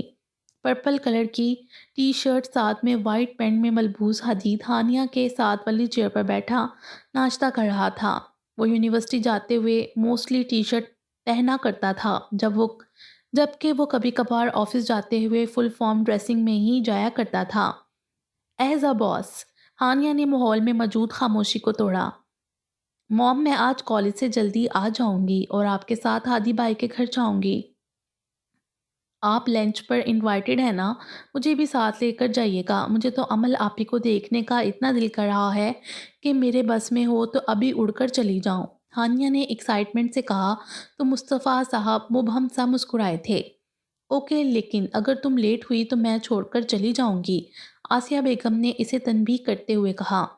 موم، امل آپ پہ گولڈن ڈریس میں بہت پیاری لگ رہی تھیں، ہم بھی حدید بھائی کی دلہن کے لیے گولڈن ڈریس ہی لیں گے۔ بھائی، ہماری زارا آپی کون سا کسی سے کم ہے؟ ہانیہ نے جوش جوش میں زارا کا نام ہی لے لیا، جسے ساتھ بیٹھے حدید نے اپنا پاؤں زور سے اس کے پاؤں پر مارا تھا اور اسے گھور کر دیکھنے لگا، جس پر ہانیہ کرا کر رہ گئی۔ مصطفیٰ صاحب اور آسیہ بیگم بھی فوراً ہانیہ کی طرف متوجہ ہوئے تھے، جو اب گڑبڑا کر حدید کی طرف دیکھ رہی تھی اور سنبھلتے ہوئے بولی، ایکچولی میرا مطلب تھا کہ زارا آپی بھی تو اتنی پیاری ہے نا، اگر وہ بھی اپنی شادی میں گولڈن کلر پہنیں گی تو بہت پیاری لگیں گی، ہانیہ نے صفائی دیتے ہوئے کہا۔ ڈیڈ، آپ کو نہیں لگتا کہ اب موم مہمان نوازی بھولتی جا رہی ہیں؟ حدید نے بات بدلتے ہوئے اپنے ڈیڈ کی طرف دیکھتے ہوئے کہا۔ کیوں، اب میں نے کیا کیا ہے؟ کس کی شان میں گستاخی کی ہے؟ آسیہ بیگم نے اپنے آئی برو اٹھاتے ہوئے حیرانگی سے حدید کو دیکھا، جو مہمانوں کے نام سے ہی بھاگتا تھا اور آج مہمان نوازی کی باتیں کر رہا تھا۔ سٹرینج۔ ہانیہ نے بھی مشکوک سی نظروں سے حدید کو دیکھتے ہوئے آملیٹ کا ٹکڑا منہ میں رکھا۔ موم، پہلے تو عائشہ آنٹی کے گھر کوئی بھی گیسٹ آتا تھا تو آپ اسے لنچ یا ڈنر پر انوائٹ کرتی تھیں، اور ان کی بھانجی کو فیصل آباد سے آئے ہوئے 3 ہفتے ہو چکے ہیں، آپ نے اسے ایک دفعہ بھی انوائٹ نہیں کیا۔ دیٹس ناٹ فیئر، حدید نے تھوڑی خفگی سے کہتے ہوئے اپنے آملیٹ کا لاسٹ پیس منہ میں رکھا۔ حدید کی بات سن کر تو ہانیہ سے اپنی ہنسی کنٹرول کرنا مشکل ہو رہی تھی اور دل ہی دل میں داد دینے لگی، واہ حدید بھائی واہ، کیسے کیسے بہانے ڈھونڈتے ہیں آپ آپی سے ملنے کے۔ محبت ہے بھائی، محبت۔ جی موم، بھائی بالکل ٹھیک کہہ رہے ہیں، دیٹس ناٹ فیئر، ہانیہ نے بھی حدید کی طرف دیکھتے ہوئے اسے چھیڑنے والے انداز میں لیکن بظاہر خفگی سے کہا۔ بات تو بالکل ٹھیک ہے بچوں کی، بیگم آپ کو خیال رکھنا چاہیے۔ مصطفیٰ نے بھی ان کی بات کی تقلید کی۔ میں تو بالکل ہی بھول گئی تھی، کل ہادی کی سیلیبریشن سے فارغ ہو جائیں پھر میں خود جا کر انوائٹ کر کے آؤں گی، آسیہ بیگم نے اپنی غلطی پر تھوڑا جھنجھلاتے ہوئے کہا۔ گڈ، حدید محظوظ ہوا تھا اپنی موم کے جواب پر۔ ویسے موم، امل آپی کی کوئی بہن نہیں ہے، میں تو ان کی شادی پر ہادی بھائی کو امل کی بہن بن کر خوب لوٹوں گی، ہادی بھائی سے موٹی موٹی رقم نکلواؤں گی، ہانیہ نے منصوبے بناتے ہوئے کہا۔ اوف ہانیہ، کتنی لالچی ہو تم، حدید نے اس کی طرف دیکھتے ہوئے اسے تھوڑی شرم دلانی چاہی۔ اس میں لالچ والی کون سی بات ہے؟ آج جا کر میں نے امل آپی سے دوستی کر لینی ہے، انہیں اپنی بہن بنا لینا ہے، ہادی بھائی کے خلاف امل آپی کو اپنی ٹیم میں شامل کروا لینا ہے اور ہادی بھائی سے سارے بدلے لینے ہیں۔ ہانیہ نے سب کو اپنے ارادوں سے آگاہ کیا اور ڈٹائی سے کندھے اچکائے۔ ہانیہ، تم پھر ایک لڑکو نن ثابت ہونے والی ہو مستقبل قریب میں، مصطفیٰ صاحب نے مسکراتے ہوئے کہا اور کافی پیتے حدید کی طرف اشارہ کیا۔ ہانیہ گلا کھنگار کر حدید کی طرف متوجہ ہوئی اور سامنے بیٹھی اپنی موم کی طرف دیکھتے ہوئے بولی، موم، ہم اب حدید بھائی کی بھی شادی کر دیتے ہیں نا، کس چیز کا انتظار ہے اب آپ کو؟ میری نظر میں ایک اتنی پیاری لڑکی ہیں۔ حدید شادی کے نام سے دور بھاگتا تھا، اس لیے اس ٹاپک کو ہانیہ نے مختلط سے انداز میں چھیڑا۔ کافی پیتے حدید کا ہاتھ 1 منٹ کے لیے رکا تھا اور نظریں ترچھی کر کے اپنے بائیں جانب بیٹھی ہانیہ کو دیکھا۔ ہاں، ایک پیاری سی لڑکی تو میری نظر میں بھی ہے، بس میں کسی اچھے موقع کی تلاش میں ہوں، آسیہ بیگم نے پرسوچ سے انداز میں کہا۔ ایک لڑکی میری نظر میں بھی ہے حدید کے لیے، اب کہ مصطفیٰ صاحب نے بھی اپنی پسند کا اظہار کیا۔ آپ سب کو ہو کیا گیا ہے؟ میری شادی کہاں سے آ گئی؟ اور میں نے مذاق میں کہا تھا کہ میں 4 شادیاں کروں گا، میرا بالکل بھی ایسا ارادہ نہیں ہے، جب تک میرا ایم فل کمپلیٹ نہیں ہوتا میں شادی بالکل بھی نہیں کروں گا۔ حدید پہلے تو ان سب کے ارادوں پر حیران ہوا اور پھر مسکراتے ہوئے سب کی طرف دیکھ کر بولا، اور اپنے ساتھ بیٹھی ہانیہ کو اٹھنے کا اشارہ کیا جو دوسرا آملیٹ بھی پلیٹ میں ڈال رہی تھی۔ آج ہانیہ نے حدید کے ساتھ کالج جانا تھا۔ حدید اپنا لیپ ٹاپ اور یونیورسٹی بیگ اٹھا کر سب کو اللہ حافظ کہتا باہر نکلا تھا۔ اس کے پیچھے ہی ہانیہ بھی اپنا کالج بیگ اٹھا کر اسے آوازیں دیتی ہوئی اس کے پیچھے لپکی تھی۔ آپ کا بیٹا اتنی آسانی سے قابو آنے والا نہیں ہے۔ اس نے ایم فل کے بعد بھی کوئی نہ کوئی بہانے ہی بنانے ہیں۔ آپ اس بارے میں بات کریں نا زارا کے لیے۔ آسیہ بیگم حدید کی بات سن کر بہت مایوس ہوئی تھیں کیونکہ اگر وہ کسی چیز سے انکار کرے تو کوئی بھی اسے اس کے لیے فورس نہیں کر سکتا تھا۔ ڈونٹ وری، مان جائے گا، آپ فی الحال اسے اس کے حال پر چھوڑ دیں، میں خود ہی اسے بات کر لوں گا، مصطفیٰ صاحب نے ڈائننگ ٹیبل سے اٹھتے ہوئے تسلی امیز لہجے میں کہا۔ ہادی گھر کے داخلی دروازے سے نکلا تو وہیں ٹھٹک کر رک گیا۔ سامنے لان میں ایک لڑکی جس نے ریڈ کلر کی فراک پہنی ہوئی تھی، ساتھ نیوی بلو ٹراؤزر، خوبصورت ریڈ فراک پر بلو کلر کا نفیس سا کام کیا ہوا تھا۔ ریڈ اور بلو رنگ کی آمیزش کا خوبصورت ریشمی دوپٹہ اپنے شانوں پر ڈالے، اپنے کالے لمبے بالوں کا ہیئر سٹائل بنائے، پیچھے سے اپنے بال کھلے چھوڑے ہوئے تھے جو کہ لان میں چلنے والی ٹھنڈی ہوا سے اڑ رہے تھے۔ کانوں میں گولڈ کے ٹاپس پہنے، ہاتھ میں خوبصورت گولڈ کا بریسلیٹ پہنے، ہونٹوں پر لائٹ ریڈ لپسٹک لگائے، یہ کوئی اور نہیں ہادی کی ایک دن کی منقوہہ امل فاطمہ تھی جو کہ اس وقت بے انتہا خوبصورت لگ رہی تھی۔ امل لان میں ٹہل رہی تھی اور ساتھ ساتھ اپنے موبائل میں ٹائپنگ پر مصروف تھی۔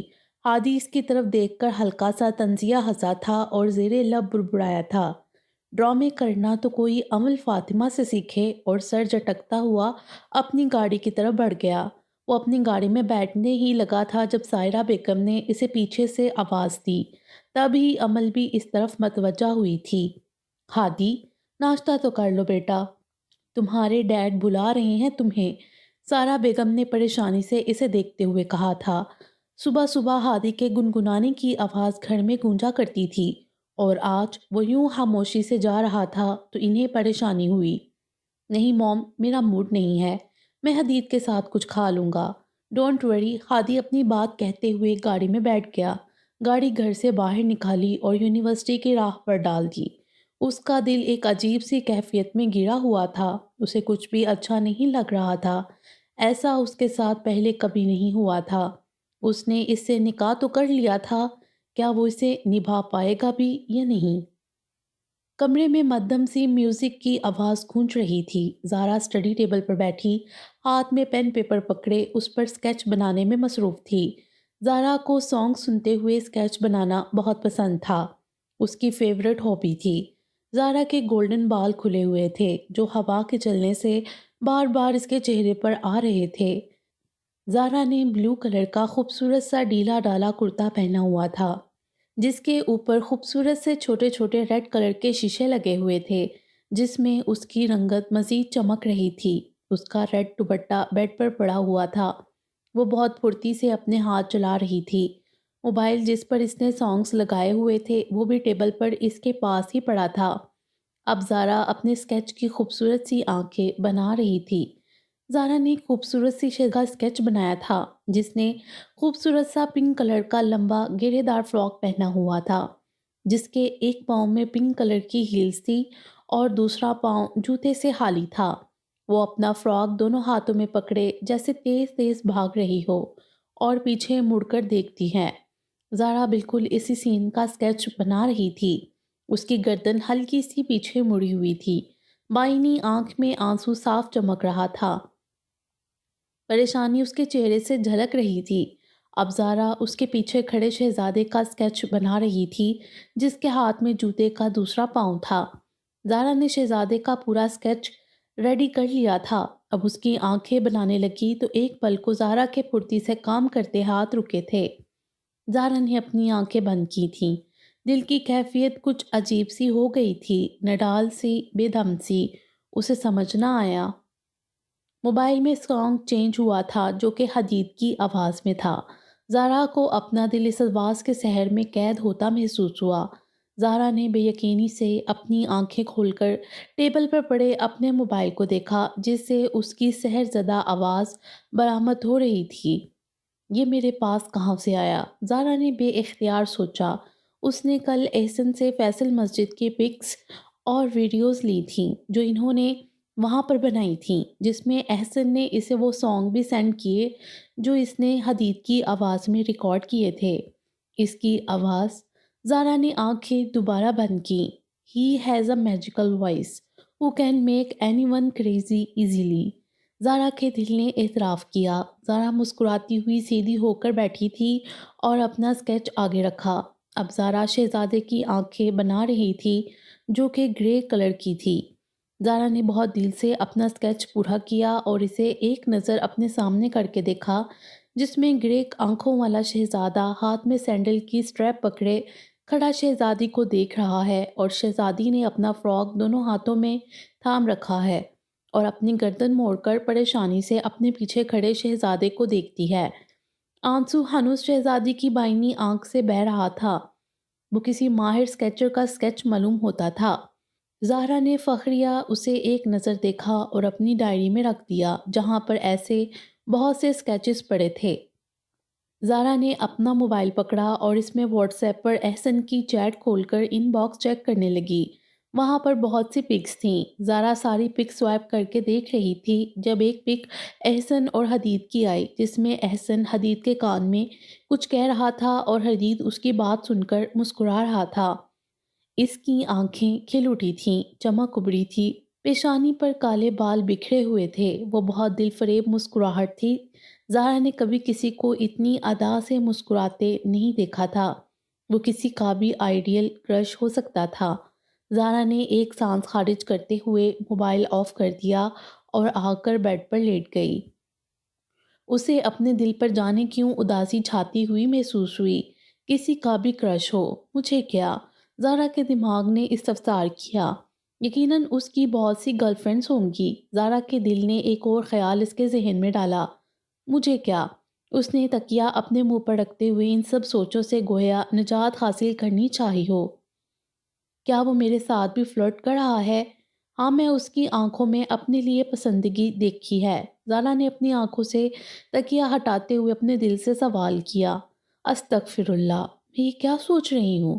یا اللہ مجھے ہدایت دے۔ زارا جھنجھلا کر ایک دم تکیہ سائڈ پر رکھتے ہوئے اٹھی تھی۔ زارا نے ٹائم دیکھا تو 2 بج رہے تھے۔ وہ جلدی سے نماز کی نیت سے اٹھ کر واش روم وضو کرنے چلی گئی۔ آج کل احمد نامی محبت زہرا کے دل سے غائب تھی۔ وہ بہت خوش رہنے لگ گئی تھی۔ احسن کے ساتھ شام کو ویڈیو گیمز کھیلنا۔ فیصل پچھلے 2-3 دن سے جلدی گھر آ جاتا تھا جس سے زہرا اور احسن ان کے ساتھ اسلام آباد سیر کے لیے نکل جاتے اور خوب انجوائے کر کے لوٹتے۔ دادی سے بھی تقریباً اس کی روز بات ہو جاتی تھی۔ حیدر صاحب سونے سے پہلے روز اسے فون کر کے شب بخیر کہتے اور اس کی آواز میں خوشی اور پرجوشی سن کر سکون کی نیند سوتے۔ دن میں ہانیہ کالج کے بعد آ جاتی اور زارا کے کان کھاتی۔ زارا ہانیہ کی خوبصورتی سے بہت امپریس تھی۔ ہانیہ بولتی اور زارا بس یک ٹک اس کم عمر حسینہ کو بولتے ہوئے دیکھتی جو بات کے ساتھ ساتھ مختلف ایکسپریشن دیتی۔ زارا کی بھی ہانیہ سے کافی اچھی دوستی ہو گئی تھی۔ اس کے ساتھ اس کا وقت بہت اچھا گزرتا تھا۔ زارا کی زندگی جیسے واپس نارمل ہو گئی تھی۔ ایسے میں اسے احمد یاد نہیں آیا تھا۔ کیا احمد کی یادوں، اس کی محبت کا سفر زارا کے ساتھ اتنا ہی تھا یا یہ محبت اس کے دل میں آج بھی زندہ تھی اور وقتی طور پر سوئی تھی؟ اس کا فیصلہ تو وقت ہی کرے گا۔ دروازے پر ہونے والی ہلکی سی دستک سے عنایہ نے اپنی کتاب پر جھکی نظریں اٹھا کر دروازے کی طرف دیکھا تھا۔ بی بی جی، آپ کو بیگم صاحبہ بلا رہی ہیں۔ اڈھیر عمر ملازمہ نے اجازت ملنے پر اندر داخل ہو کر عنایہ کو اطلاع دی۔ کتنی دفعہ کہا ہے میں نے آپ سے، مجھے عنایہ کہا کریں، بڑی ہیں آپ مجھ سے۔ عنایہ نے کتاب سٹڈی ٹیبل پر رکھتے ہوئے تھوڑی ہفکی سے کہا اور اٹھ کر ڈریسنگ کے پاس آ گئی۔ بیگم صاحبہ ناراض ہوتی ہیں اور ان کا کہنا ہے کہ ہم نوکروں کو آپ کی عزت کرنی چاہیے۔ ہمیں یہاں پر کام کرنے کے پیسے ملتے ہیں، اس لیے ہم چھوٹے لوگوں کے لیے بہتر یہی ہے کہ ہم لوگ آپ سے کوئی رشتہ داری نہ بنائیں اور آپ کو بی بی جی ہی کہیں۔ ملازمہ نے تھوڑی ندامت کے ساتھ نظریں جھکاتے ہوئے کہا، یہ سب ماما نے کہا ہے آپ سے، آپ ان کی باتوں کا مائنڈ مت کیجیے گا، ان کی تو بس عادت ہے، مجھے بھی اتنا کچھ کہتی رہتی ہیں، لیکن میں ایک کان سے سن کر دوسرے کان سے نکال دیتی ہوں۔ اوکے؟ انایا نے اپنے بالوں کی ہائی پونی بناتے ہوئے سمجھانے والے انداز میں کہا، اور پھر چلتی ہوئی ان کے پاس آئی۔ ہم سب کو اللہ تعالیٰ نے برابر بنایا ہے، کسی کو بھی کسی پر کوئی فوقیت حاصل نہیں ہے، یہ امیر غریب یہ سب تو ہمارے اپنے بنائے ہوئے معیار ہیں، اور میں نے جب سے ہوش سنبھالا ہے ہمیشہ آپ کو یہ اپنے ارد گرد اپنے چھوٹے موٹے کام کرتے دیکھا ہے، اس لیے آپ کو پورا حق ہے مجھے انایا کہنے کا۔ اوکے؟ انایا نے ان کے دونوں ہاتھوں کو اپنے ہاتھوں میں تھام کر نہایت محبت سے ان کی طرف دیکھ کر کہا، جس پر ان کی آنکھیں نم ہو گئیں، اب پلیز روئیے گا مت، ورنہ میں آپ کو چپ کروانے لگ جاؤں گی، اور اسی اثناء میں اگر آپ کی بیگم صاحبہ آ گئیں تو ہم دونوں کی شامت آئے گی۔ اوکے؟ انایا نے ان کی بھیگی آنکھیں دیکھ کر تھوڑا ڈرانے والے انداز میں کہا، اور فوراً ہی دروازہ کھول کر باہر چلی گئی، جبکہ صفیہ ملازمہ نے اس کی پشت کو دیکھ کر دل ہی دل میں اسے کئی دعائیں دیں۔ انایا دروازے پر ہلکی سی دستک دیکھ کر اندر انٹر ہوئی تو سامنے اس کی ماما، جس نے پنک کلر کی خوبصورت ساڑی پہنی ہوئی تھی، بازو اور کانوں میں ڈائمنڈ جویلری چمک رہی تھی۔ وہ بہت خوبصورت اور نفیس سی ینگ خاتون تھیں، اپنی عمر سے کافی پیچھے دکھنے والی، کہیں جانے کے لیے بالکل تیار معلوم ہو رہی تھیں۔ اپنے سامنے لیپ ٹاپ رکھے اپنی بڑی بیٹی سے اسکائپ پر بات کرنے میں بزی تھیں۔ انایا کو دیکھ کر ایک اچٹتی نگاہ اس کے خلیے پر ڈالی۔ انایا ابھی تک اپنے نائٹ ڈریس میں ملبوس تھی۔ انایا خود پر ان کی غسیلی نظریں محسوس کرتے ہوئے فوراً بولی، وہ ایکچولی ماما میری بک ختم ہی ہونے والی تھی، اس کے بعد میں نے ڈریس چینج کرنا تھا، ابھی کرنے ہی والی تھی کہ آپ نے بلا لیا۔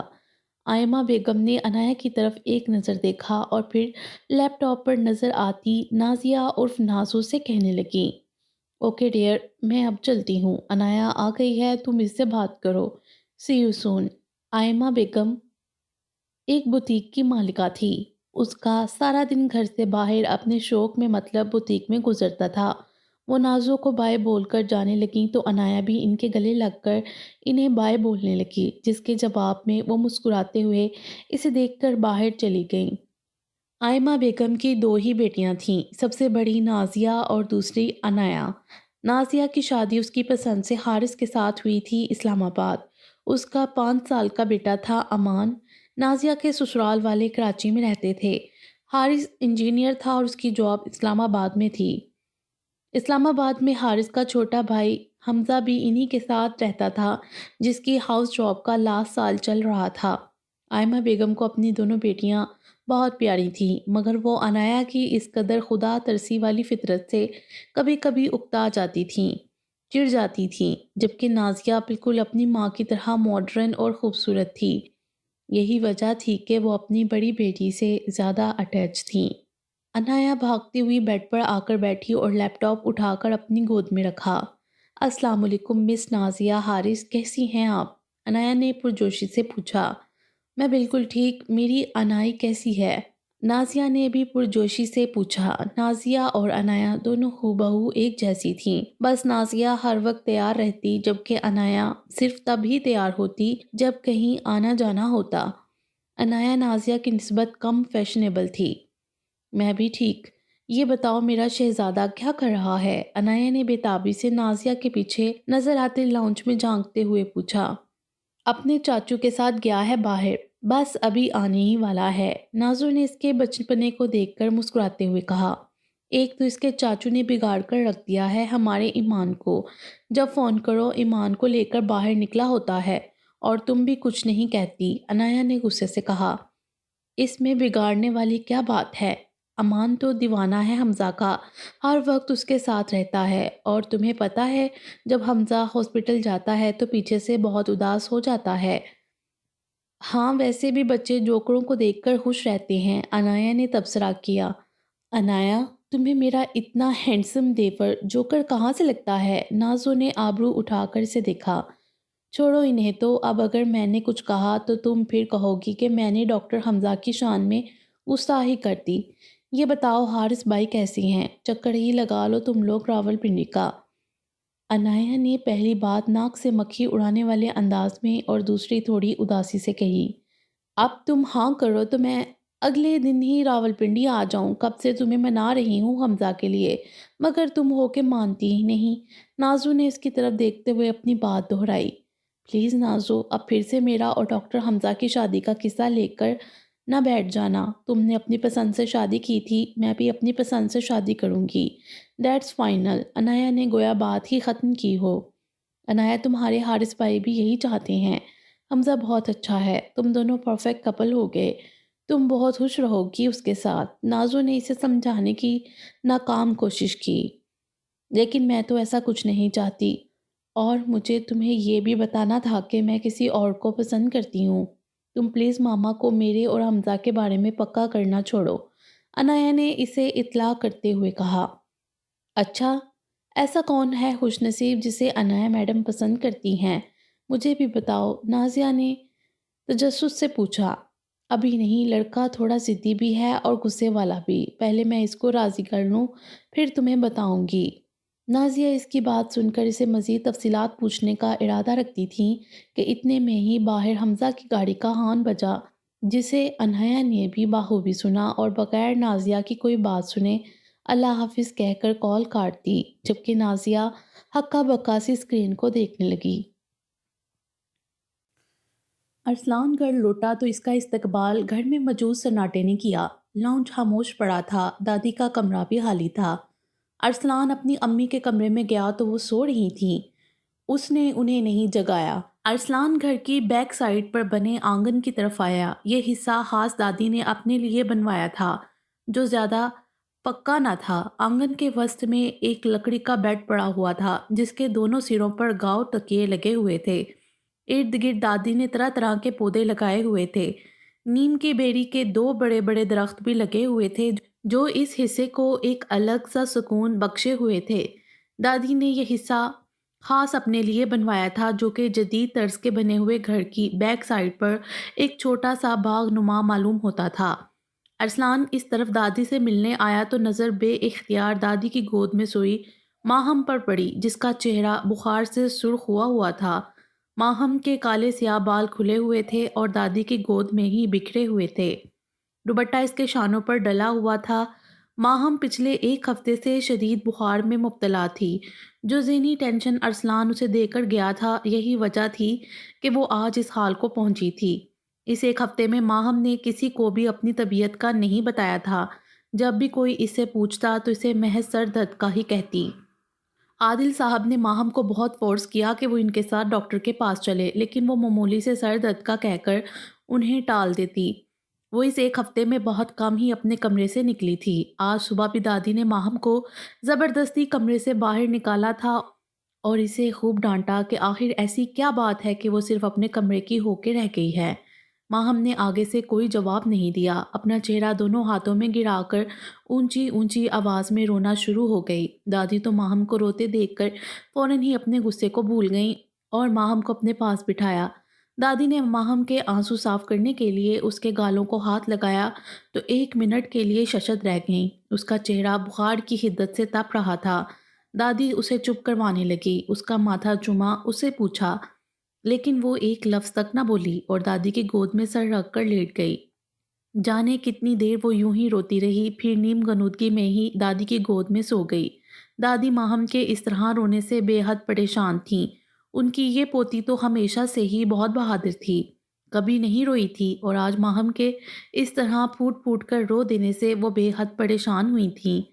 کوئی نہ کوئی صورتیں پڑھ کر اپنی گود میں سوئی ماہم پر دم کر رہی تھیں۔ ملازم سے باؤل میں ٹھنڈا پانی منگوا کر اس کے ماتھے پر پٹیاں کر رہی تھیں اور وہ نڈال سی ان کی گود میں سوئی ہوئی تھی۔ دادی نے عادل صاحب کو کال کی تھی کہ ماہم کی طبیعت ٹھیک نہیں، اسے ہاسپٹل لے کر جانا ہے۔ عادل صاحب 2 دن سے کام کے سلسلے میں شہر سے باہر گئے ہوئے تھے۔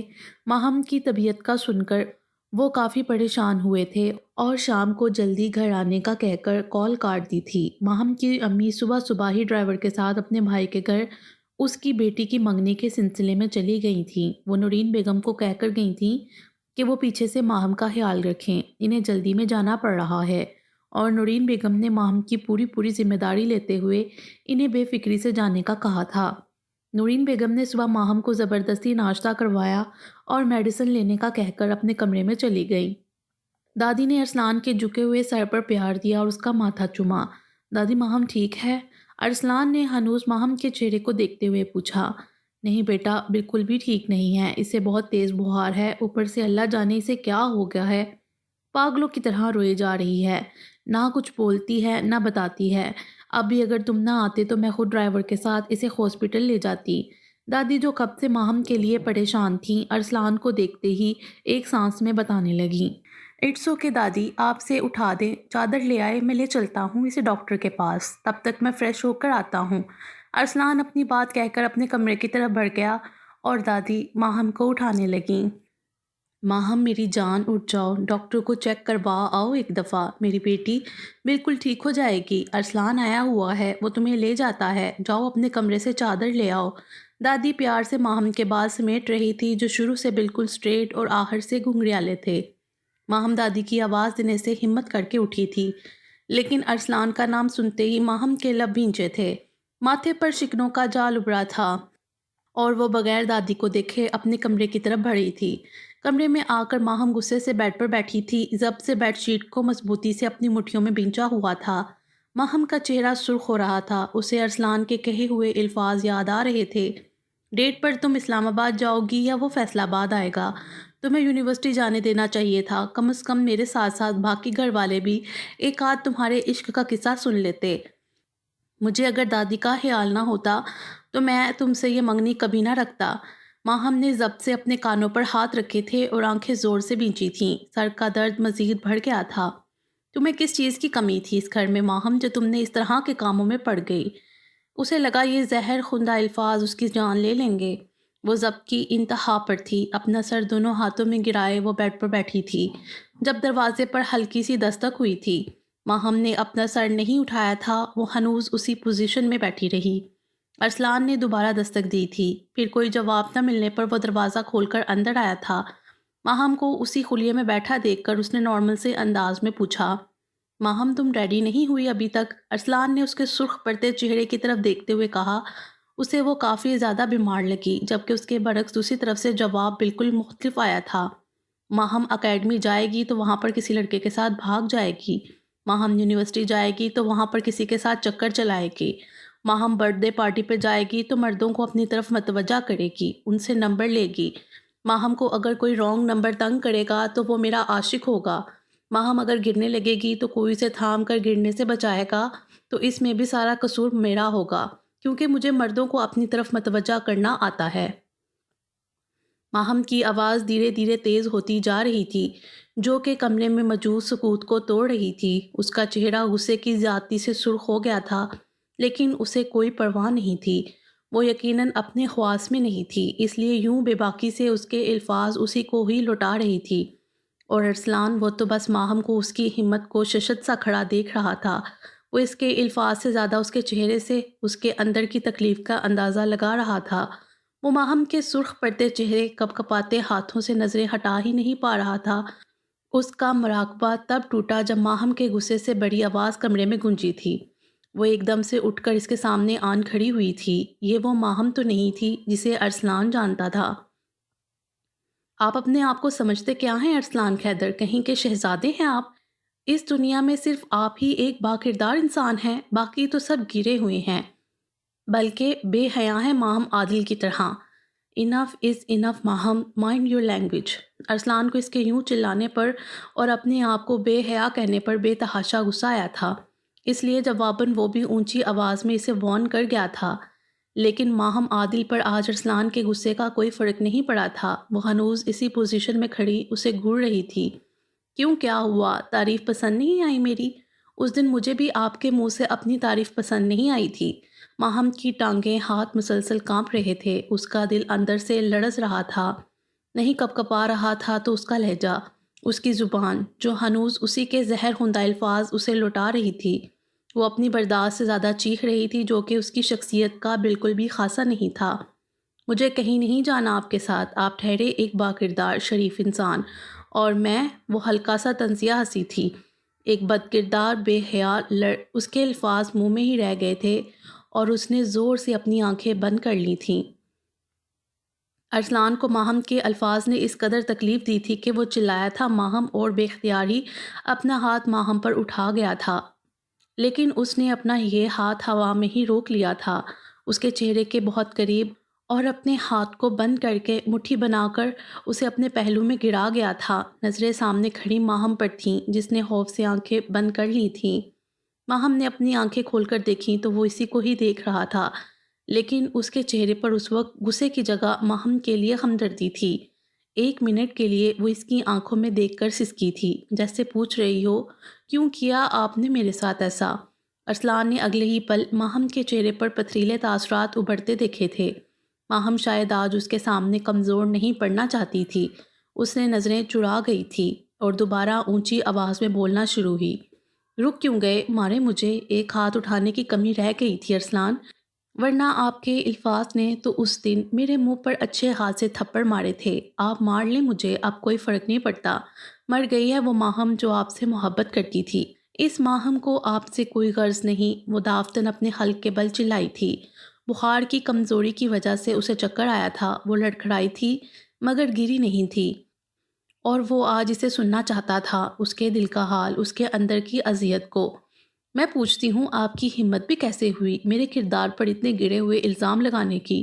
کیا آپ مجھے نہیں جانتے تھے؟ میرا سارا بچپن آپ کی نظروں کے سامنے گزرا، آپ کو تو خود ہونا چاہیے تھا گواہ میرے کردار کا۔ کس حیثیت سے لگایا آپ نے مجھ پر اتنے گرے ہوئے الزام؟ میرے منگیتر ہونے کی حیثیت سے یا میرے کزن ہونے کی حیثیت سے؟ بولے، جواب دیں۔ ماہم، تمہیں پتہ بھی ہے تم کیا بول رہی ہو؟ تم کیا کہہ رہی ہو؟ تم یقیناً اس وقت ہوش میں نہیں ہو، ورنہ تم میرے سامنے ایسے کبھی کھڑے ہو کر اس انداز میں بات نہ کرتی۔ ارسلان نے ملامتی نظروں سے ماہم کی طرف دیکھتے ہوئے کہا۔ جواباً ماہم نے اپنی بائنی ہاتھ کی مڈل فنگر کے ساتھ والی انگلی میں موجود نازک سی ڈائمنڈ رنگ اتاری تھی۔ ارسلان کا ہاتھ پکڑا، اسے سیدھا کیا اور اس میں وہ رنگ رکھ دی۔ یہ لے جائیے، میری طرف سے آئندہ آپ سے ہر رشتہ، ہر ناطہ ختم، جا کر کسی بہت با کردار اور با حیا لڑکی کو پہنائیے گا۔ ماہم نے رنگ اس کے ہاتھ میں تھماتے ہوئے ایک ایک لفظ چبا چبا کر کہا۔ ماہم، تمہارا دماغ خراب ہو گیا ہے؟ تمہیں پتہ بھی ہے کہ تم کیا کہہ رہی ہو؟ ارسلان نے ماہم کی بائنی بازو کو پکڑ کر جھنجھوڑا تھا، اسے ماہم کی ہمت پر یقین نہیں آ رہا تھا۔ کیا یہ وہی ماہم تھی جس کی زبان ارسلان سے بات کرتے ہوئے لڑکھڑاتی تھی؟ اسے سمجھنے میں وقت لگا۔ وہ نہیں جانتا تھا کہ یہ اس کے اس رات کے ایکشن کا ری ایکشن تھا۔ مجھے سب پتہ ہے کہ میں کیا کر رہی ہوں، پورے ہوش و حواس میں آپ سے یہ منگنی ختم کرتی ہوں، اور رہی بات دادی کی تو وہ چاہے مجھے اس گھر سے نکال دے، میں کسی بھی جگہ رہ لوں گی مگر یہاں نہیں رہوں گی جہاں پر مجھے آپ سے شادی کرنے پر مجبور کیا جائے۔ اس کا ضبط اتنا ہی تھا، کب سے روکے ہوئے آنسو اب بہنا شروع ہو گئے تھے۔ اس کے لہجے میں اب مضبوطی کی جگہ لرزش نے لے لی تھی۔ وہ ارسلان کے سامنے کمزور نہیں پڑنا چاہتی تھی۔ دھیرے سے بیڈ کے قریب جا کر ڈھہ جانے والے انداز میں بیٹھ گئی، لیکن اس کو اپنے دماغ کی رگیں پھٹتی ہوئی محسوس ہو رہی تھیں۔ وہ ہنوز کھڑا اسے ٹوٹتا بکھرتا ہوا دیکھ رہا تھا۔ وہ تو خود اس ایک ہفتے میں ایک رات بھی سکون سے نہیں سویا تھا۔ اس کا دل بار بار اسے ملامت کر رہا تھا کہ اسے ماہم کو اتنا برا نہیں ڈانٹنا چاہیے تھا۔ اسے ماہم کے کردار پر پورا اعتماد تھا، جانے کیوں وہ جذباتی ہو کر کسی اور کا غصہ اس پر نکال گیا تھا۔ اس نے اپنے ہاتھ میں ماہم کی دی ہوئی رنگ دیکھی اور بڑے ضبط سے اپنے قدم دروازے کی طرف بڑھائے تھے جب اسے پیچھے سے ماہم کی آنسوؤں سے تر آواز سنائی دی تھی۔ وہ پلٹا نہیں تھا، بس اس کے الفاظ سے ساکت ہوا تھا۔ ارسلان، اگر میں مر بھی جاؤں نا تو آپ تب بھی میرے سامنے مت آئیے گا، مجھے اذیت ہوگی۔ ماہم کے الفاظ تھے یا کوئی زہر تھا جو اسے سینے میں اترتا محسوس ہوا تھا۔ اس نے برداشت کی حد تک برداشت کرتے ہوئے اپنی آنکھیں زور سے بند کی تھیں، پھر زور سے اس کے کمرے کا دروازہ بند کرتے ہوئے وہاں سے چلے گیا، اور ماہم پیچھے دونوں ہاتھوں میں اپنا چہرہ گرائے رو دی۔ آج اس نے سب کچھ ختم کر دیا تھا اپنے ہاتھوں، اپنے من پسند شخص کو ہمیشہ ہمیشہ کے لیے اپنی دسترس سے دور کر دیا تھا۔ آج عائشہ اور زارا نے لنچ کے بعد عائشہ کی شادی کی مووی دیکھی تھی، جس سے زارا کا موڈ بہت فریش تھا۔ 4 بجتے ہی اسلام آباد میں گہرے بادلوں کا سماں تھا۔ تھوڑی دیر بعد یہ بادل برسنا شروع ہو گئے۔ زارا کا بارش میں بھیگنے کا کوئی ارادہ نہیں تھا۔ عائشہ کے کچھ مہمان آ گئے۔ زارا ان سے مل کر ملازمہ سے چائے کا مگ لے کر اوپر اپنے کمرے میں آ گئی۔ بالکنی سے ٹھنڈی ہوا کے جھونکے اندر آ رہے تھے اور کچھ بارش کی چھوٹی چھوٹی بوندیں بھی۔ زارا اپنی چائے کا مگ اور اپنا موبائل لے کر بالکنی میں آ گئی۔ شیڈ کے نیچے پڑی چیئر پر جا کر بیٹھ گئی۔ اپنے موبائل پر ایف ایم ریڈیو آن کیا اور اسے پاس پڑی دوسری چیئر پر رکھ دیا۔ اب ایف ایم ریڈیو پر ایک خوبصورت سی آواز پر سانگ چل رہا تھا اور زارا چائے کی سپ لیتے ہوئے بارش کو انجوائے کر رہی تھی۔ وہ کوئی سیڈ سانگ تھا۔ زارا کا موڈ اچانک ہی سنجیدہ ہوا تھا اور اب وہ خاموش تھی، سامنے پڑتی بارش کی بوندوں کو دیکھ رہی تھی۔ چائے میں سے مسلسل بھاپ نکل رہی تھی جو فضا میں گھل کر کہیں غائب ہو جاتی۔ گانا ختم ہونے کے بعد ایک غزل شروع ہوئی تھی۔ وہ اس غزل کو کتنی دفعہ سن چکی تھی۔ یہ غزل اس کی فیوریٹ تھی۔ وہ بے اختیار ہی آنکھیں موند گئی تھی۔ میرے دل کا ہی تو قصور تھا، میرے دل کا ہی تو قصور تھا جو تجھے عام سے خاص بنا دیا۔ میری چاہت میں وہ اثر نہ تھا، میری چاہت میں وہ اثر نہ تھا جو تیرے مزاج کو نہ بدل سکا۔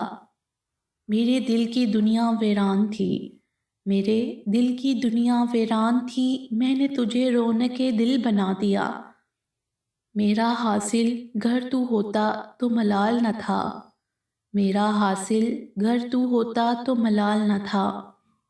تو میرا بن جاتا تو تیرا کیا جاتا، میری جانے جاں تو تو سراب تھا، میری جانے جاں تو تو سراب تھا، مجھے یوں ہی صحرا میں تیرا گما ہوا۔ میری پسند تھی یا سبب زوال تھا مہر، جو مجھے سب کی نظروں میں گرا گیا۔ باقی انشاءاللہ اگلی ویڈیو میں۔ امید ہے آپ کو یہ ویڈیو پسند آئی ہوگی۔